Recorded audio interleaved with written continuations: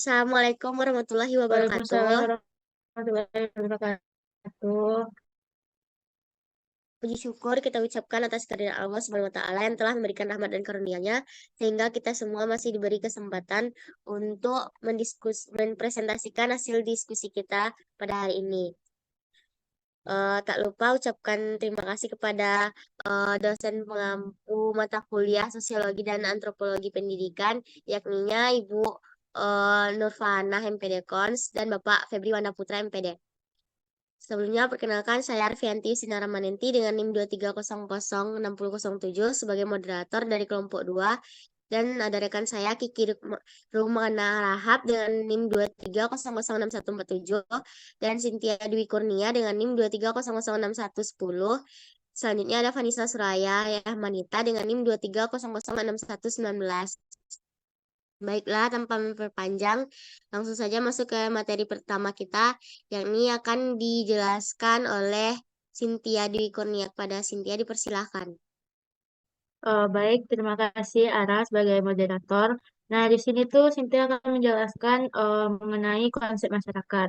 Nah, sebelumnya, masyarakat merupakan sekelompok manusia atau individu yang tinggal di suatu wilayah. Nah, penjelasannya, masyarakat berasal dari bahasa Inggris yaitu society yang berarti masyarakat. Lalu kata society ini berasal dari bahasa Latin yaitu societas yang berarti kawan. Nah, sedangkan ada pun juga berasal dari bahasa Arab yaitu eh, musyarak yang artinya itu juga berarti saudara. Nah, eh, ada pun beberapa pendapat ahli yang telah kami jelaskan dalam makalah seperti menurut Hasan Saidili tahun 1984 dalam Nasution dan Ramadhani 2023 menjelaskan bahwa masyarakat adalah golongan eh, individu kecil terdiri dari beberapa manusia yang dengan atau karena sendirinya bertalian secara golongan dan pengaruh mempengaruhi satu sama lain.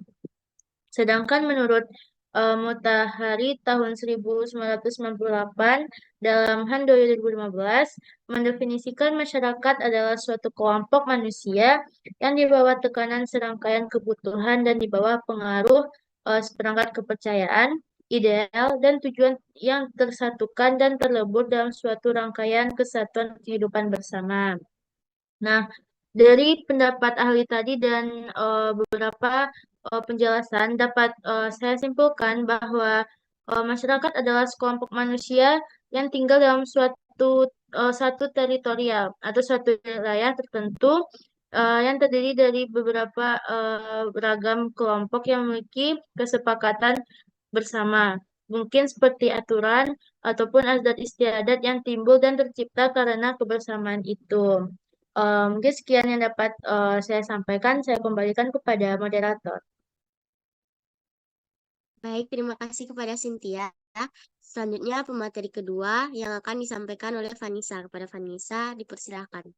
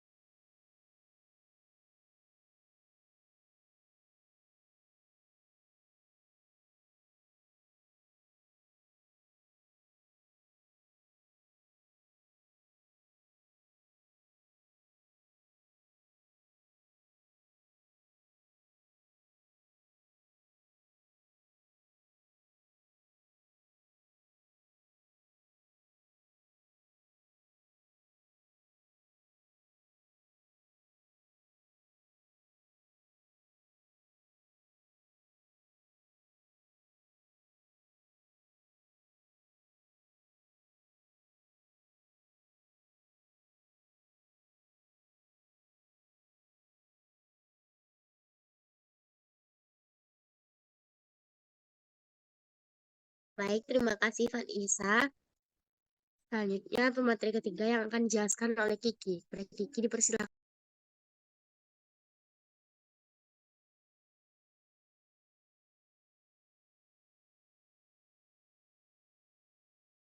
Baik, terima kasih moderator. Selanjutnya saya akan menjelaskan materi terkait dengan masyarakat majemuk atau multikultural, di mana masyarakat majemuk adalah masyarakat yang menerima perbedaan dari setiap anggota dan memiliki tradisi untuk memahami, menghormati, dan menghargai budaya orang lain.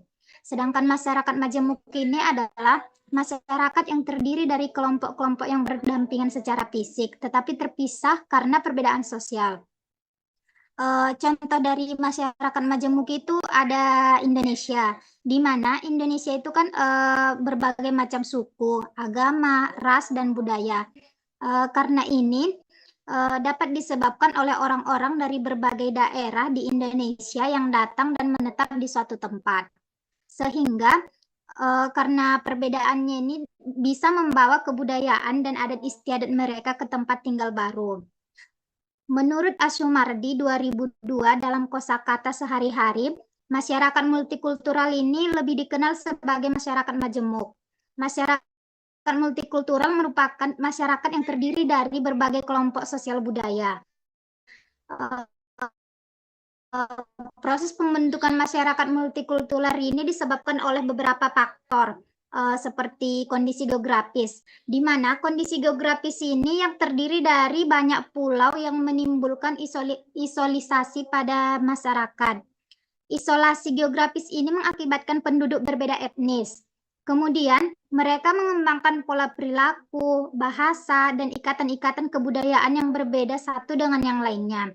Yang kedua itu ada pengaruh kebudayaan asing, di mana pengaruh kebudayaan ini dapat menimbulkan terjadinya amalgamasi atau kawin campur dan asimilasi budaya, di mana kaum pendatang dengan pribumi yang membentuk kelompok sosial, budaya, agama, dan kepercayaan yang berbeda-beda. Dan yang terakhir itu ada iklim yang berbeda, di mana iklim yang berbeda ini terdapat pada daerah yang satu dan daerah yang lain. Karena adanya iklim yang berbeda ini sehingga menimbulkan kondisi alam yang berbeda dan akhirnya membentuk pola-pola perilaku dan sistem mata pencaharian yang berbeda-beda antara masyarakat satu dengan yang lainnya. Baiklah, cukup sekian yang dapat saya jelaskan. Selanjutnya saya kembalikan kepada moderator.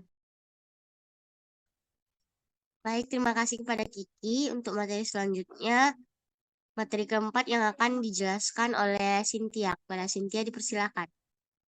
Baik, terima kasih kepada moderator. Nah, materi terakhir itu adalah peranan layanan BK dalam berbagai setting di lingkungan.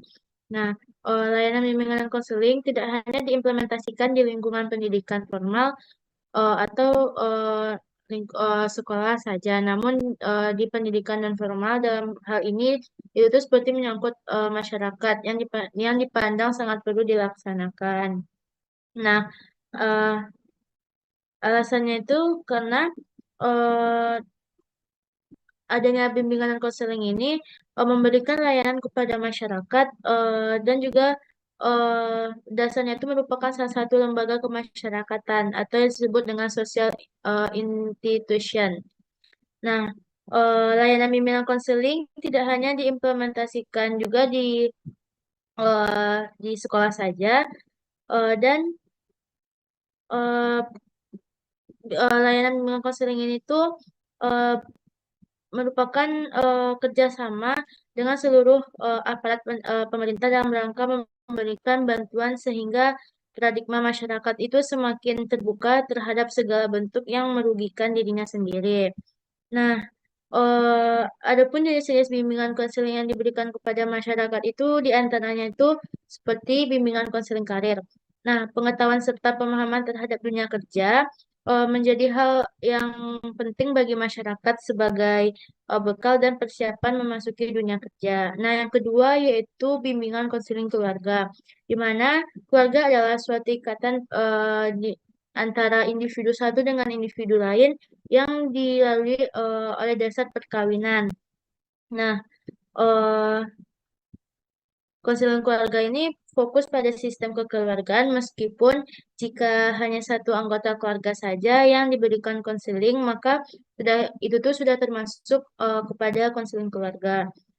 Dan yang ketiga itu bimbingan konseling untuk usia lanjut.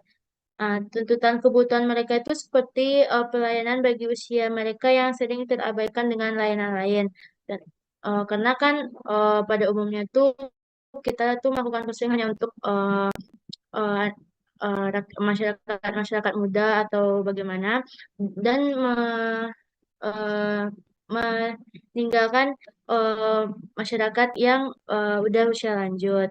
Nah, contoh lainnya itu mungkin seperti eh, gimana cara mereka itu harus menggali akar permasalahannya dan menyembuhkan permasalahannya. Nah, jadi dapat disimpulkan bahwa bimbingan konseling itu sangat dibutuhkan dan tidak hanya di dunia pendidikan, tetapi juga penting dan sangat dibutuhkan di lingkungan masyarakat. Sekian yang dapat saya sampaikan, saya kembalikan kepada moderator. Baik, terima kasih Cynthia. Jadi sekian presentasi kita pada hari ini. Saya akhiri dengan Assalamualaikum warahmatullahi wabarakatuh.